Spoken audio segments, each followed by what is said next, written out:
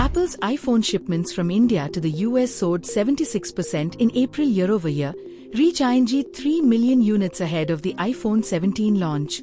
This significant jump highlights Apple's push to diversify its manufacturing base beyond China.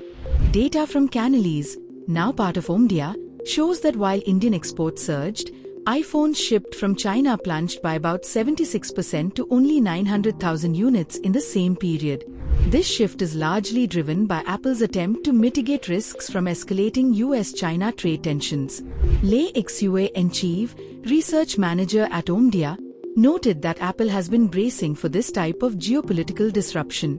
The company intensified its India-based production during the pandemic and saw India surpass China in iPhone exports to the US for the first time in March. One major catalyst for this pivot is the tariff disparity. iPhones assembled in China face a steep 30% US import tariff, while those from India incur a much lower 10% tax. Apple reportedly stockpiled Indian-made devices in anticipation of new tariffs announced by former President Donald Trump on 2 April. However, experts caution that India's current production capacity is still far from matching US demand, which stands at around 20 million iPhones per quarter. Full manufacturing independence remains a long-term goal, especially as most sub-assembly work still occurs in China. Moving this part of the supply chain would require significant time and investment.